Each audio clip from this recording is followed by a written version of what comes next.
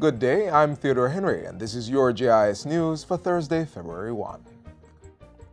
The major organized and anti-corruption agency, MOCA bill, has been passed in the House of Representatives. It was passed on Tuesday with 61 amendments. The MOCA bill seeks to establish a statutory law enforcement agency that will investigate and prosecute serious crimes and related matters. National Security Minister Robert Montego describes the bill as game-changing.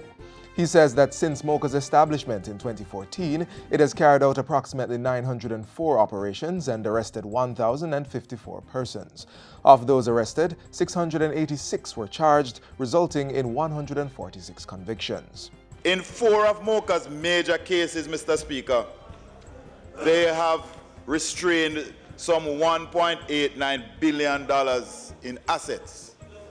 And in total, since 2014, MOCA has restrained some $2.4 billion in assets, and they are going through the necessary legal steps to treat with converting those assets to the state.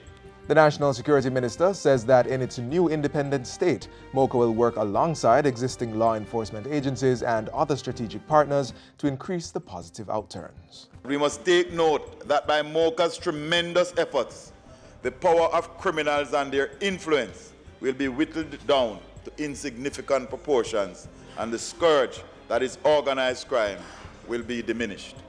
A rehabilitated rainwater harvesting facility has been handed over to the Percy Junior Hospital to improve its challenges with water supply.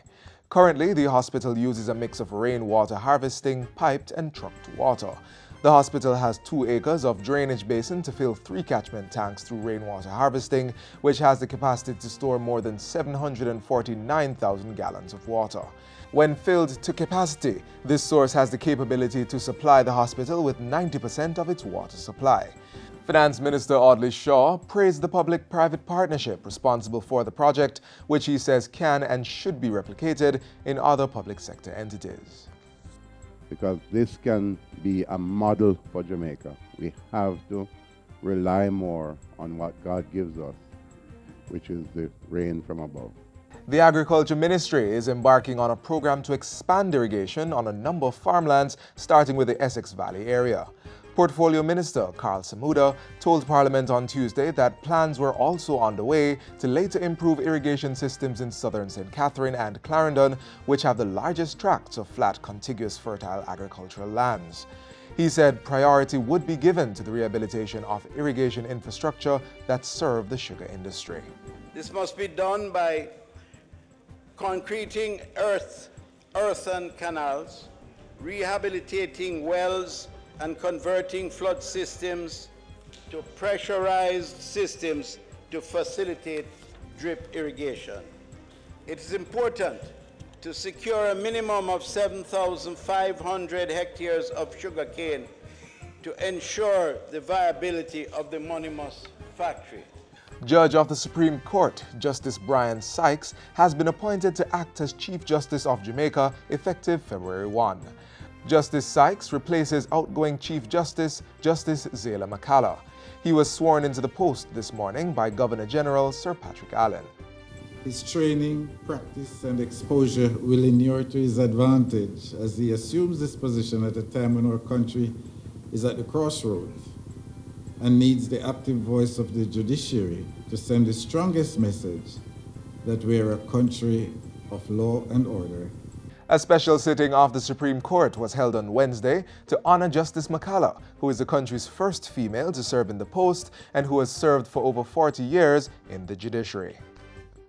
Meanwhile, Dr. Jacqueline A. Bisesa Mackenzie has been appointed Acting Chief Medical Officer, CMO, in the Ministry of Health. The Chief Medical Officer of Jamaica is the head of the Technical Services Division and is the Chief Technical Advisor on all medical and health matters to the Minister of Health as well as to the Government of Jamaica. Dr. Bisesa Mackenzie's appointment takes effect today, and she replaces Dr. Winston Delahaye, who had previously stated his intent to leave his post to pursue other opportunities. A release from the ministry says the new CMO has 25 years of experience in the healthcare system in Jamaica and has represented the country at various national, regional, and international meetings. And finally, the Ministry of Health is encouraging persons who are on treatment for illnesses such as dengue to ensure they take their medication regularly as prescribed. If you just take one tablet and expect the fever to go away, it will come back.